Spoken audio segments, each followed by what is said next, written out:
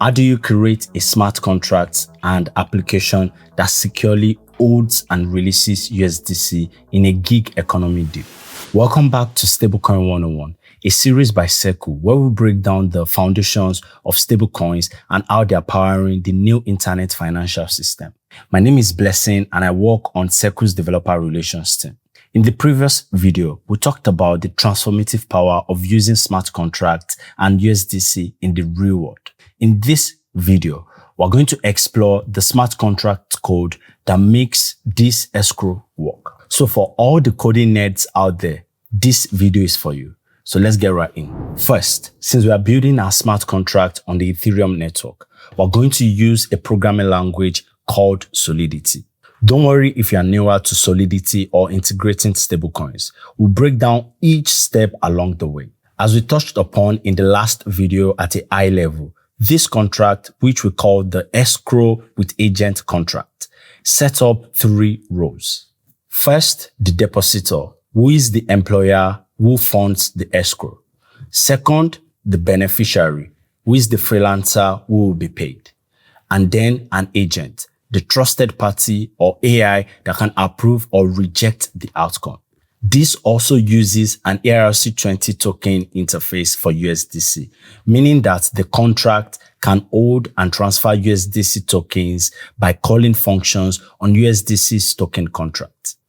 If this terminology is confusing, check out our video on ERC20 token standard. Ultimately, our contract doesn't reinvent digital dollars. It just plugs into USDC's existing programmable money interface. So the escrow follows a straightforward step-by-step process.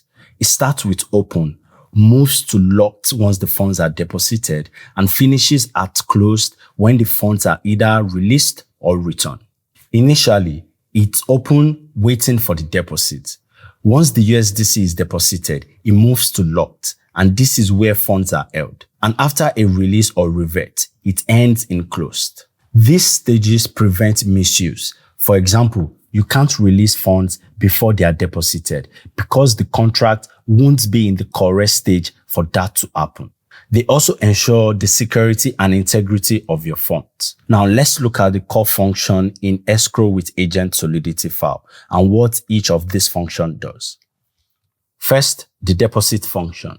This function allows the depositor in our example from the previous video, this is the employer. It allows the depositor to lock up the agreed amount of USDC in the contract. It has safeguards. It requires that the caller is indeed the designated depositor and that the escrow is still open for funding. When those checks pass, the function uses USDC's token contract to transfer USDC from the depositor's address into the escrow contract's address. Once the USDC is successfully transferred and the contract balance reaches the agreed amount, the contract updates its state to locked. And this means the funds are secured. After that, it emits an event to record that deposit. Once the contract state is locked, the system recognizes that the escrow funding is complete. After the deposit function runs, the money is officially in escrow and neither party can move it until further functions are executed. Second, the release function. This function releases the funds to the beneficiary. Remember in our example, this was the freelancer. Crucially, it is restricted so that only the agent can call this function before proceeding. It also ensures that the contract is in the locked state, which means the deposit happened and the funds are waiting. When those conditions are satisfied, say our AI agent has verified the work.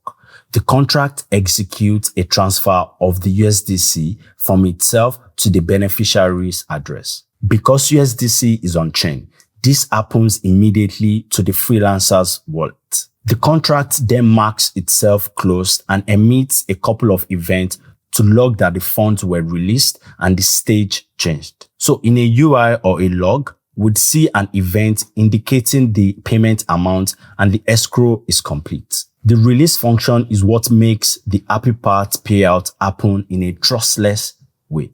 Now, revert escrow function. This function returns the funds to the depositor. In our example, this is the employer. It returns to the depositor if the deal is called off. Just like the release function, it is only callable by the agent. Again, checking the caller's identity. And it does this only while the money is still in escrow, which we can say that the stage is locked or still open. This covers scenarios like the work not being delivered or not being approved. When this function is invoked, the contract transfers the entire USDC amount back from itself to the depositor's address.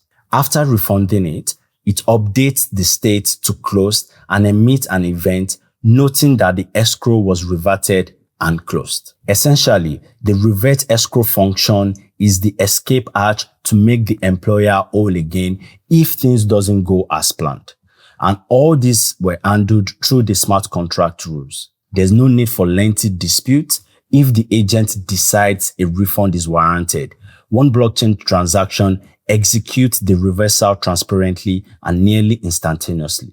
So behind all these functions, a few other things are happening to make the contract robust. So we've got the use of required statements, which is important as it ensures that each criterion is met before proceeding to the next stage. Essentially, they act as checkpoints that prevent misuse. For instance, required statement in the deposit function ensures nobody can deposit twice or at the wrong time.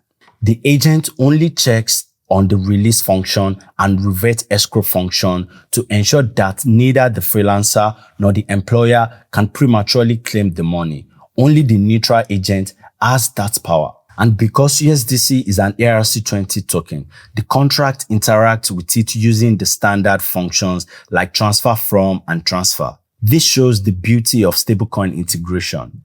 Our Solidity code can treat USDC essentially as a building block that our contract moves around according to the rules we mutually set. So the USDC token contract does the heavy lifting of managing balances, while our escrow contract just orchestrates who can move the funds and when. This is why USDC is called programmable money. We're literally programming the conditions under which digital dollars move. You've now seen how an escrow smart contract with USDC works, from a real world story to the actual Solidity logic. This is a powerful combination that integrates blockchain and stablecoins to solve real problems in the gig economy and beyond. So if you're feeling inspired, you can explore the code and try it out yourself. The entire project, including the escrow with agent Solidity file and the integration script, is available for you to experiment with. We want you to clone the full code, play with the contract, and imagine other use cases that you can unlock with USDC as programmable money. Happy coding and welcome to the future of payments. See you in the next video.